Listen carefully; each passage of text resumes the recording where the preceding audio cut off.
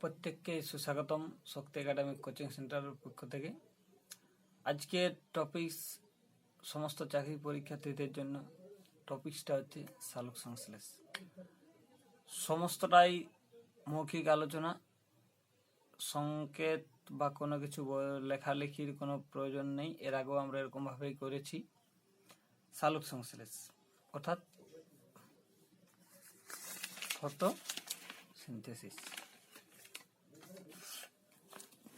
এটা কাকে বলে দেখব যে এটা একটা শারীরবৃত্তীয় উপচিতিমূলক প্রক্রিয়া, যাতে উদ্ভিদের ক্লোরোফিলযুক্ত কোষে সূর্যালোকের উপস্থিতিতে জল ও কার্বন ডাইঅক্সাইডের রাসায়নিক বিক্রিয়ার মাধ্যমে শর্করা জাতীয় খাদ্য উৎপন্ন করে এবং গৃহীত কার্বন ডাইঅক্সাইডের সমপরিমাণ অক্সিজেন পরিত্যাগ করে। খাদ্য উৎপন্ন করে গৃহীত কার্বন ডাইঅক্সাইডের সমপরিমাণ অক্সিজেন পরিত্যাগ করে। প্রথমেই বলি, আজকে সালোক সংশ্লেষ টপিক ধরেছি, কিন্তু সমস্ত চাকরি পরীক্ষার্থীদের সুবিধার্থে মৌখিক আলোচনা, সমস্তটাই শর্টে এবং ষাট্যাংশে। আবিষ্কারক স্পেশাল থাকে, যেটা আমাদের কোচিং সেন্টার পক্ষ থেকে, সেটা হচ্ছে আবিষ্কার এবং আবিষ্কারক। আবিষ্কার এখানে সালোক সংশ্লেষ থেকে 1648 খ্রিস্টাব্দে ভ্যান হেলম্যাট জল থেকেই উদ্ভিদ খাদ্য প্রস্তুত করে এই প্রস্তাবটা সমর্থন করেছিল। 1648 খ্রিস্টাব্দে ভ্যান হেলম্যাট। জোসেফ প্রিস্টলে 1772 খ্রিস্টাব্দে, ওটা 1648 ছিল। ভ্যান হেলমনটা 1648 খ্রিস্টাব্দে জল থেকে উদ্ভিদ খাদ্য প্রস্তুত করে, সেটা ভ্যান হেলমন্ট 1648 খ্রিস্টাব্দে প্রস্তাব করেছিল। জোসেফ প্রিস্টলে 1772 খ্রিস্টাব্দে খাদ্য সংশ্লেষের সময় উদ্ভিদের অক্সিজেন গ্যাস পরিত্যাগ করে। এটা কিন্তু আবিষ্কার করেছিল 1772 খ্রিস্টাব্দে জোসেফ প্রিস্টলে, যে খাদ্য সংশ্লেষের সময় উদ্ভিদ অক্সিজেন গ্যাস পরিত্যাগ করে, অর্থাৎ O2 গ্যাস পরিত্যাগ করে। যা ইঞ্জিন হাউস 1779 খ্রিস্টাব্দে সালোক সংশ্লেষে সূর্যালোক ও গাছের সবুজ অংশের উপর নির্ভরশীল করে। সালোক সংশ্লেষ সূর্যালোক ও গাছের সবুজ অংশের উপর নির্ভর করে, এই কথাটা বক্তৃতা দিয়েছিল 1779 খ্রিস্টাব্দে যা ইঞ্জিন হাউস। 1844 খ্রিস্টাব্দে রবার্ট ফন মেয়ার 1844 খ্রিস্টাব্দে রবার্ট ফন মেয়ার সালোক সংশ্লেষের সময় সৌরশক্তি রাসায়নিক শক্তিতে রূপান্তরিত হয়। এই 1844 খ্রিস্টাব্দে রবার্ট ফন মেয়ার প্রস্তাবটি দিয়েছিল। 1941 খ্রিস্টাব্দে স্যামুয়েল রুবেন 1941 খ্রিস্টাব্দে স্যামুয়েল রুবেন অক্সিজেনের আইসোটোপ অর্থাৎ O18 সাহায্যে প্রমাণ করেন সালোক সংশ্লেষ প্রক্রিয়ায় উৎপন্ন অক্সিজেন গ্যাসের উৎস হলো জল। সালোক সংশ্লেষ প্রক্রিয়ায় উৎপন্ন অক্সিজেন গ্যাসের উৎস হলো জল, যেটা আমরা স্যামুয়েল রুবেন 1941 খ্রিস্টাব্দে প্রস্তাবটি রেখেছিলেন। তারপরে আসছে বেনসন এবং কেলভিন 1956, যে কোরেল্লা নামক উদ্ভিদ থেকে কেলভিন চক্র পর্যবেক্ষণ করেন। সে হচ্ছে 1956 খ্রিস্টাব্দে। সালোক সংশ্লেষ পদ্ধতি এগুলা একটু হালকা শর্টে এবং ষাট্যাংশে বলে পার করেছি। সালোক সংশ্লেষ শব্দটির প্রবর্তক ছিল 1898 খ্রিস্টাব্দে বিজ্ঞানী বার্নেস সর্বপ্রথম সালোক সংশ্লেষ শব্দটির প্রচলন করেছিলেন। 1898 খ্রিস্টাব্দে বিজ্ঞানী বার্লেন। আমরা 9, 10 পড়ে এসেছি সালোক সংশ্লেষকে অঙ্গারাত্মীকরণ বা কার্বন অ্যাসিমিলেশন বলা হয় কেন না, এর কারণটা ছিল একটাই, যে সালোক সংশ্লেষ প্রক্রিয়ায় বায়ুমণ্ডলের কার্বন ডাইঅক্সাইডের কার্বন বা অঙ্গার গ্লুকোজ C6 অর্থাৎ C6H12O6 গঠনে ব্যবহৃত হয়। কার্বন ডাইঅক্সাইডের কার্বন বা অঙ্গার বা গ্লুকোজ গঠনে ব্যবহৃত হয় বলে সালোক সংশ্লেষকে অঙ্গারাত্মীকরণ বলে। আবার একটি কোশ্চেন ছিল, সালোক সংশ্লেষ একটি উপচিতিমূলক বিপাক প্রক্রিয়া কেন? না, সালোক সংশ্লেষে এক প্রকার উপস্থিতি বিপাক অ্যানাবলিক মেটাবলিজম, কারণ এর ফলে জীবদের শুষ্ক ওজনটা বৃদ্ধি পায়, জীবদের শুষ্ক ওজন বৃদ্ধি পায়। সালোক সংশ্লেষের স্থান আমরা জানি পাতার মেসোফিল কোলার কোষ। সালোক সংশ্লেষকারী মূল মূল সালোক সংশ্লেষ কোন মূলে সালোক সংশ্লেষ হয়, অর্থাৎ গাছের মূলের মধ্যে গুলঞ্চ আছে আর অর্কিড আছে। সালোক সংশ্লেষকারী কাণ্ড আছে ফণিমনসা, পুঁই, লাউ, কুমড়ো, এছাড়াও সবুজ পাতা, সবুজ ফুলের বৃত্তি, কাঁচা ফলের ত্বকও সালোক সংশ্লেষ সম্পন্ন হতে পারে। সালোক সংশ্লেষের প্রধান অঙ্গ পাতা এবং প্রধান অঙ্গাণু হচ্ছে ক্লোরোপ্লাস্ট। সালোক সংশ্লেষের একক কোয়ান্টোজোম। সালোক সংশ্লেষের রঞ্জক ক্লোরোফিল। সালোক সংশ্লেষের প্রধান অঙ্গ পাতা, অঙ্গাণু ক্লোরোপ্লাস্ট। সালোক সংশ্লেষের একক কোয়ান্টোজোম, রঞ্জক ক্লোরোফিল। এবার একটা এক্সেপশন যেখান থেকে পড়ে যে সালোক সংশ্লেষে সক্ষম প্রাণী, অর্থাৎ কোন কোন প্রাণী সালোক সংশ্লেষ করতে পারে, আবার কোন কোন উদ্ভিদ হয়েও সালোক সংশ্লেষ করতে পারে না, এরকমও এক্সেপশন এক্সাম্পল আছে। যে সালোক সংশ্লেষে সক্ষম প্রাণী হচ্ছে এককোষী জীব, ইউগ্লিনিয়া এবং ক্রাইসামিবা, কোরোবিয়াম, রোডোস্পাইরিলাম এবং রোডোসিউডোমোনাস নামক ব্যাকটেরিয়া। এরা দেহে সবুজ সংযোগ থাকার জন্য সালোক সংশ্লেষ করতে পারে। সালোক সংশ্লেষে অক্ষম উদ্ভিদ হয়েও সালোক সংশ্লেষ করতে পারে না, এমন আছে যে মনোট্রোপা নামক এক ধরনের উদ্ভিদ আর স্বর্ণলতা। মনোট্রোপা ও স্বর্ণলতা। ক্লোরোফিলের সংকেত, যদি ক্লোরোফিল এ সংকেত দেখি একই রকম, কার্বন, হাইড্রোজেন, অক্সিজেন, নাইট্রোজেন এবং ম্যাঙ্গানিজ। C55H72 ও 5N4Mg, এটা হচ্ছে ক্লোরোফিল এ।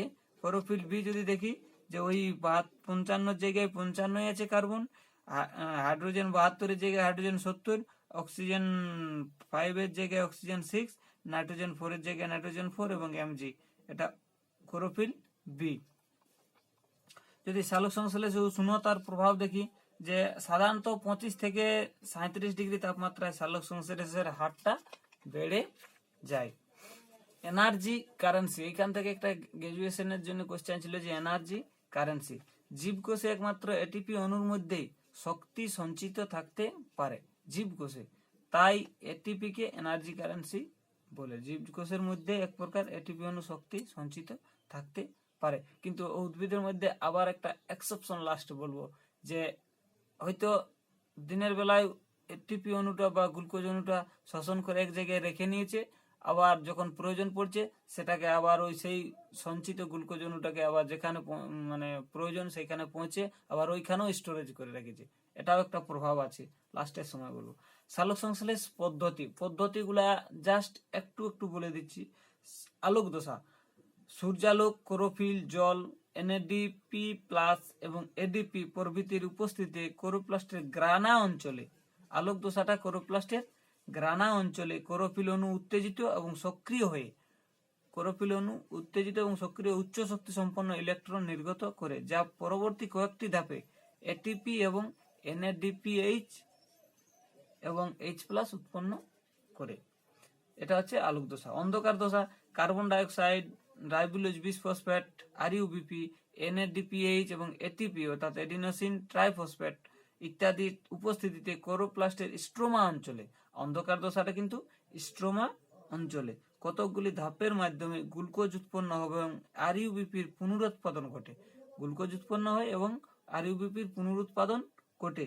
এই দশাটি সূর্যালোকের অনুপস্থিতিতে ঘটে, অর্থাৎ অন্ধকার দশাটি সূর্যালোকের অনুপস্থিতিতে এবং আলোক দশাটি সূর্যালোকের উপস্থিতিতে গ্রানা অঞ্চলে, অন্ধকার দশাটি স্ট্রোমা অঞ্চলে ঘটে। এখান থেকে একটা কোশ্চেন থাকেই থাকে, WBCS বলুন, পিএসসি বলুন, ক্লার্কশিপ বলুন, যে কোনো পরীক্ষার্থীতে, যে আলোক দশাটা উদ্ভিদের মানে ক্লোরোপ্লাস্টের গ্রানা অঞ্চলে এবং অন্ধকার দশাটা স্ট্রোমা অঞ্চলে ঘটে, হলো সেটাও অন্ধকার দশাটা সালোক মানে সূর্যালোকের অনুপস্থিতিতে ঘটে। বিজ্ঞানী ব্ল্যাকম্যান এই দশাটি পর্যবেক্ষণ করেন বলে বিক্রিয়াটাকে, এই অন্ধকার দশার বিক্রিয়াটাকে ব্ল্যাকম্যান বিক্রিয়া বলা হয়। অন্ধকার দশাটা আলোক অনুপস্থিতিতে ক্লোরোপ্লাস্টের স্ট্রোমা অঞ্চলে ঘটে। এই বিক্রিয়াটি প্রথম পর্যবেক্ষণ করেছিলেন বিজ্ঞানী ব্ল্যাকম্যান, যার কারণে একে ব্ল্যাকম্যান বিক্রিয়া বলা হয়। হিল বিক্রিয়া নেক্সট আছে, ছিল একটু বিক্রিয়াগুলো বলেছি। হিল বিক্রিয়া, বিজ্ঞানী রবিন হিল, তো আমাদের স্পেশালিস্ট সালটা বলতেই হবে, 1940 খ্রিস্টাব্দে বিজ্ঞানী রবিন হিল 1940 খ্রিস্টাব্দে উদ্ভিদ কোষ থেকে গৃহীত ক্লোরোপ্লাস্ট হাইড্রোজেন গ্রহীতা পটাশিয়াম ফেরিক অক্সালেট ও জলের মিশ্রণে আলো ফেলে দেখেন যে অক্সিজেন নির্গত হয় এবং পটাশিয়াম ফেরিক অক্সালেট বিজারিত হয়ে পটাশিয়াম ফেরাস অক্সালেটে পরিণত হয়। পটাশিয়াম উদ্ভিদ কোষে গৃহীত ক্লোরোপ্লাস্ট হাইড্রোজেন গ্রহীতা পটাশিয়াম ফেরিক অক্সালেট ও জলের মিশ্রণে আলো ফেলে দেখেন যে অক্সিজেন নির্গত হয় এবং পটাশিয়াম ফেরিক অক্সালেট বিজারিত হয়ে পটাশিয়াম ফেরাস অক্সালেটে পরিণত হয়। এই বিক্রিয়াকে হিল বিক্রিয়া বলে। উদ্ভিদ কোষে আলোক উত্তেজিত ক্লোরোফিল অণুর সাহায্যে জলের অণুর এই বিক্রিয়া হওয়ার প্রক্রিয়াকে আলোক বিশ্লেষণ বা ফটোলাইসিস বলে। হিল বিকারক কি কি? বিজ্ঞানী হিল তার হিল বিক্রিয়ার যেসব জারক বস্তু ব্যবহার করেছিলেন তাদেরকে বলা হয় হিল বিকারক, অর্থাৎ ফেরিক অক্সালেট, ফেরিক সাইনাইড, সালোক আরেকটু আছে যে সালোক সংশ্লেষের ফটোলাইসিসে প্রক্রিয়ায় NADPH কিন্তু হিল বিকারকের ভূমিকা কাজ করে। সালোক সংশ্লেষের সময় ফটোলাইসিস বিক্রিয়ায় NAD+ হিল বিকারকে হিসাবে কাজ করে। সালোক সংশ্লেষের আবার একটু পড়েছিলাম আমরা 9-10 এর সময় যে সালোক সংশ্লেষ প্রক্রিয়ায় জারণ ও বিজারণ। সালোক সংশ্লেষ প্রক্রিয়ায় জল জারিত হয় ও কার্বন ডাইঅক্সাইড বিজারিত হয়। জল জারিত হয়, কার্বন ডাইঅক্সাইড বিজারিত হয়। এই প্রক্রিয়াটাকে জারণ বিজারণ বিক্রিয়া বলে। অর্থাৎ সালোক সংশ্লেষের আলোক দশাটি জারণ প্রক্রিয়া ও অন্ধকার দশাটি বিজারণ প্রক্রিয়া। আলোক দশাটি জারণ প্রক্রিয়া এবং অন্ধকার দশাটি বিজারণ প্রক্রিয়া। আমরা বোর্ডে লিখতে পারলে হয়তো আমাদের একটু ভালো হতো, কিন্তু বোর্ড পেছনে আমরা লিখতে পাচ্ছি না। পরের বারে হয়তো যখন ক্লাস 10-এর জন্য হিল বিক্রিয়াগুলো বুঝাবো, প্রক্রিয়াগুলো, তখন লিখবো। কেলভিন চক্র, এই প্রক্রিয়ায় রাইবোলোজ বিসফসফেট অর্থাৎ RUBP কয়েকটি অন্তর্বর্তী যৌগ গঠনে PGALD মাধ্যমে পুনরায় RUBP গঠন করে এবং অর্থাৎ পুনঃসংশ্লেষিত হয়। রাইবোলোজ বিসফসফেট অর্থাৎ RUBP কয়েকটি অন্তর্বর্তী যৌগ গঠনের RUBP অর্থাৎ PGALD মাধ্যমে পুনরায় RUBP গঠন করে অর্থাৎ পুনঃসংশ্লেষিত হয়। এই বিজ্ঞানী কেলভিন করেলা নামক শৈবালের প্রথম এই পদ্ধতিটি পর্যবেক্ষণ করেন। বিজ্ঞানী কেলভিন করেলা নামক শৈবালে, এই সেই যেটা বললাম যে সালোক সংশ্লেষে যে গ্লুকোজটা উৎপন্ন হলো সালোক সংশ্লেষ প্রক্রিয়ায়, ঠিক আছে সালোক সংশ্লেষ প্রক্রিয়ায় যে গ্লুকোজটা উৎপন্ন হলো সেটার পরিণতি কি হয়, যে পাতার মেসোফিল কলার কোষে উৎপন্ন গ্লুকোজের ঘনত্ব বেড়ে গেলে, পাতার মেসোফিল কলার কোষে উৎপন্ন গ্লুকোজের ঘনত্ব বেড়ে গেলে সালোক সংশ্লেষের প্রক্রিয়াটা বিঘ্নিত হয়। ফলে উদ্ভিদ গ্লুকোজকে উৎসেচকের প্রভাবে অদ্রবণীয় শ্বেতসার বা স্টার্চে পরিণত করে সঞ্চিত করে রাখে। যে গ্লুকোজের ঘনত্বটা বেড়ে গেলে সালোক সংশ্লেষের প্রক্রিয়াটাই বিঘ্নিত হবে। তার ফলে কি করে, যে গ্লুকোজটাকে উৎসেচকের প্রভাবে অর্থাৎ এনজাইম দিয়ে অদ্রবণীয় শ্বেতসার বা স্টার্চে পরিণত করে সঞ্চিত করে রাখে। রাত্রে যখন সালোক সংশ্লেষটা বন্ধ থাকে অর্থাৎ তখন ডায়াস্টেজ নামক উৎসেচক প্রভাবে শ্বেতসার পুনরায় তরল ও দ্রবণীয় গ্লুকোজে পরিণত হয়। যখন বন্ধ থাকছে তখন ডায়াস্টেজ নামক এনজাইমের প্রভাবে পুনরায় তরল ও দ্রবণীয় গ্লুকোজে পরিণত হয়ে উদ্ভিদের বিভিন্ন অঙ্গের ভিন্ন ভিন্ন কোষে পরিবেশিত হয়। সেই সময় ভিন্ন ভিন্ন অঙ্গে পরিবেশিত হয়। তরল গ্লুকোজ উদ্ভিদের সঞ্চয়ী অঙ্গে পৌঁছালে তা এমাইলেজ উৎসেচকের প্রভাবে আবার অদ্রবণীয় শ্বেতসারে পরিণত হয় এবং উক্ত অঙ্গে তা ভবিষ্যতের জন্য সঞ্চিত থেকে যায়। এই ঘটনাটাই বলতে চেয়েছিলাম। ব্যাকটেরিয়া সালোক সংশ্লেষ, ব্যাকটেরিয়া সালোক সংশ্লেষে একটা তাপমোচী বিক্রিয়া। এক্ষেত্রে অক্সিজেন গ্যাস উৎপন্ন হয় না, সবুজ ব্যাকটেরিয়া দেহকোষের সালফার সঞ্চিত হয়। সালোক সংশ্লেষ করতে পারে এমন দুটি ব্যাকটেরিয়ার কোরোবিয়াম এবং ক্রোমোসিয়াম আছে। নেক্সট সংক্ষেপে যেগুলা আমাদের থাকে ফটোসিনথেটিক কোসেন্ট অর্থাৎ সালোক সংশ্লেষের প্রক্রিয়ায় নির্গত অক্সিজেন এবং গৃহীত CO2, নির্গিত অক্সিজেন এবং গৃহীত কার্বন ডাইঅক্সাইডের ঘনমানের অনুপাতকে ফটোসিনথেটিক কোসেন্ট বলে। অর্থাৎ PQ = 6CO2 divided by 6O2 by 6CO2 = 6 1। সালোক সংশ্লেষীয় কার্যপ্রণালী। পরীক্ষালব্ধ ফল থেকে জানা গেছে সূর্যালোকের 7টি রঙ অর্থাৎ বেনিয়া, শকলা, বেগুনি, নীল আকাশী, সবুজ, হলুদ, কমলা, লাল, এদের মধ্যে লাল তরঙ্গ দৈর্ঘ্য, লাল আলোর তরঙ্গ দৈর্ঘ্য 625 থেকে 720 ন্যানোমিটার, 620 থেকে 725 ন্যানোমিটার, এবং নীল তরঙ্গ দৈর্ঘ্য 450 থেকে 475 ন্যানোমিটার বর্ণে সালোক সংশ্লেষ অধিক কার্যকারী হয়। লাল আলো এবং নীল আলো, যা লাল আলোর মধ্যে 620 থেকে 725 ন্যানোমিটার, নীল হচ্ছে 450 থেকে 475 ন্যানোমিটার বর্ণে সালোক সংশ্লেষ অধিক কার্যকারী হয় এবং এই বর্ণ দুটিকে সালোক সংশ্লেষীয় কার্যপ্রণালী বলা হয়। লাল আলোতে সালোক সংশ্লেষ সর্বাপেক্ষা সক্রিয় বা বেশি হয় এবং সর্বাপেক্ষা কম সালোক সংশ্লেষ হয় সবুজ আলোতে। লাল আলোতে বেশি এবং সবুজ আলোতে কম। এখান থেকে কোশ্চেন দেই, যে জেনারেল কোশ্চেন ছিল যে টাওয়ারের আলো লাল হয় কেন, বা বিয়ে বাড়িতে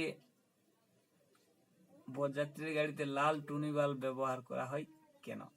কোশ্চেনটি এটাই, কিন্তু এর নেগেটিভিটিও আছে উত্তরটাতে, আবার পজিটিভও আছে। যে লাল আলো ব্যবহার করা হয় কেন তার একটু নেগেটিভিটি আছে, আর এখানে লাল আলো তরঙ্গ দৈর্ঘ্যটা একটু বেশি, 620 থেকে 725 ন্যানোমিটার। আর রেড সাই অর্থাৎ রেড টাইড একটা সমুদ্র সৈকতে পাওয়া যায়, আর লাল আলোতে ব্যবহার করা হয় কেন, এটাই কোশ্চেন থাকে। নেক্সট আছে কম্পেনসেশন পয়েন্ট অর্থাৎ ক্ষয়পূরণ বিন্দু, যে পরিবেশে কার্বন ডাইঅক্সাইডের ঘনত্বের সেই সময়কে নির্দেশ করে যখন উদ্ভিদের CO2 গ্রহণ ও CO2 বর্জনের হার সমান হয়, সেই টাইমটাকে বলে ক্ষয়পূরণ বিন্দু। পরিবেশে কার্বন ডাইঅক্সাইডের ঘনত্বের সেই সময়কে নির্দেশ করে যখন উদ্ভিদের CO2 গ্রহণ অর্থাৎ সালোক সংশ্লেষে গ্রহণ করে এবং CO2 বর্জন অর্থাৎ শ্বসনের সময় করে, এই হারটা সমান সমান হয়। এটা কখন ঘটে? ভোরবেলা এবং গোধূলিতে এর হার সমান সমান হয়। কেলভিন চক্রে প্রথম স্থায়ী যৌগ হিসাবে 3 কার্বন যুক্ত যৌগ ফসফোগ্লিসারিক অ্যাসিড উৎপন্ন হয়, তাই একে C3 চক্র বলা হয়। যে সমস্ত উদ্ভিদে C3 চক্র সম্পন্ন হয় তাদের C3 উদ্ভিদ বলে। উদাহরণ আম, জাম, ধান গাছ। সালোক সংশ্লেষে যে প্রক্রিয়ার পথে প্রথম স্থায়ী যৌগ হিসাবে 4 কার্বন যুক্ত, ওটাতে ছিল 3 কার্বন যুক্ত ফসফোগ্লিসারিক অ্যাসিড, এখানে 4 কার্বন যুক্ত অক্সালো acetic acid, অক্সালো acetic acid OAA, অক্সালো acetic acid উৎপন্ন হয়, তাকে C4 বিক্রিয়াপথ বা হ্যাথ সেলেক বিক্রিয়াপথ বলে। তাহলে 3 কার্বন যুক্ত ফসফোগ্লিসারিক অ্যাসিড সেটাকে C3 বলে, C3 চক্র বা C3 উদ্ভিদ। যেখানে 4 কার্বন যুক্ত অক্সালিক অ্যাসিটিক অ্যাসিড সেটাকে C4 বিক্রিয়াপথ বা হ্যাথ সেলেক বিক্রিয়াপথ বলে। এটা আছে আখ, জোয়ার, ভুট্টা, অর্কিড ইত্যাদি প্রভৃতি এই বিক্রিয়াপথ লক্ষ্য করা যায়, তাই এদের C4 উদ্ভিদ বলে। এই সমস্ত উদ্ভিদে ক্রাঞ্চ অ্যানাটমি, এই সমস্ত উদ্ভিদকে ক্রাঞ্চ অ্যানাটমি বলা হয় বা ক্রাঞ্চ অ্যানাটমি বৈশিষ্ট্য দেখতে পাওয়া যায়। আলোক শোষণ, শর্ট কোশ্চেন থেকে আলোক শোষণ। তীব্র আলোক ও উচ্চ ঘনত্বে C3 উদ্ভিদের পাতার কোষে 2 কার্বন যুক্ত ফসফোগ্লাইকোলিক অ্যাসিড তৈরির মাধ্যমে যে জারণ ঘটে ও CO2 নির্গত হয় তাকে আলোক শোষণ বলে। ট্রাসুলেসি গোত্রের কিছু উদ্ভিদ অর্থাৎ ফনিমনসা, পাথরকুচি, যাদের পাতাগুলো একটু পুরো কাসুলেসীয় গোত্রে বটে, ফনিমনসা বা পাথরকুচি প্রভৃতির ক্ষেত্রে যে বিকল্প পথে অঙ্গারাত্মীকরণ ঘটে, যে বিকল্প পথটাতে বাই প্রোডাক্টের সাহায্যে অঙ্গারাত্মীকরণ ঘটে তাকে কাসুলেসীয় অ্যাসিড বিপাক অর্থাৎ CM প্রক্রিয়া বলে। এই সমস্ত উদ্ভিদের পত্ররন্ধ্র দিনে বন্ধ ও রাত্রে খোলা থাকে। তাহলে কাদের? না CM4 উদ্ভিদের অর্থাৎ কাসুলেসীয় গোত্রদের। নাইট্রোজেন কিংবা লৌহ কিংবা ম্যাগনেসিয়াম মৌলের অভাবে পাতার ক্লোরোফিল সংশ্লেষ না হলে পাতা হলুদ বর্ণ ধারণ করে, একে ক্লোরোসিস বলে। নাইট্রোজেন, লৌহ কিংবা ম্যাগনেসিয়াম মৌলের অভাবে পাতার ক্লোরোফিল সংশ্লেষ না হলে পাতা হলুদ বর্ণ ধারণ করে, একে ক্লোরোসিস বলে। একটি বিশেষ উৎসেচক অর্থাৎ রাইবোজ বিসফসফেট এর উপস্থিতিতে আরইউবিপির সঙ্গে CO2 যুক্ত হয়। ব্যাকটেরিয়া সালোক সংশ্লেষকারী রঞ্জক উপাদান ব্যাকটেরিয় ক্লোরোফিল কোষ পর্দায় সংলগ্ন ক্লোরোজোম একক পর্দা পরিবর্তিত থাইলাকয়েড ও সাইটোপ্লাজম পর্দায় উপস্থিত থাকে। সালোক সংশ্লেষের আলোক রাসায়নিক দশার সাহায্যে কয়েকটি ইলেকট্রন বাহক প্রোটিন হল কুইনোন, প্লাস্টোকুইনোন, সাইটোক্রোম, প্লাস্টোসায়ানিন। এগুলা প্রোটিন। সালোক সংশ্লেষের আলোক রাসায়নিক দশার সাহায্যকারী একটি ইলেকট্রন বাহন প্রোটিন। সবুজ উদ্ভিদে সালোক সংশ্লেষের ক্ষেত্রে দুটি পৃথক রঞ্জকতন্ত্র বর্তমান, অর্থাৎ ফটোসিস্টেম 1 এবং ফটোসিস্টেম 2। সর্বাপেক্ষা কম সালোক সংশ্লেষ হয় সবুজ আলোতে। আলোক দশা সম্পন্ন হয় গ্রানা অঞ্চলে।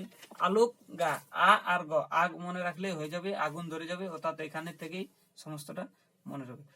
সক্ষম প্রাণী ইউগ্লিনিয়া ক্রাইসামিবা। সালোক সংশ্লেষে অক্ষম উদ্ভিদ আছে স্বর্ণলতা, ছত্রাক। সক্ষম ব্যাকটেরিয়া রোডোস্পাইরিলাম এবং রোডোসিউডোমোনাস। সালোক সংশ্লেষ সবুজ উদ্ভিদে যে শ্বসন ঘটে ফলত যে অতিরিক্ত CO2 গ্যাস নির্গত তাকে আলোক শোষণ বলে। এখান থেকে আছে রেড ড্রপ কি এবং এমারসন প্রভাব কি।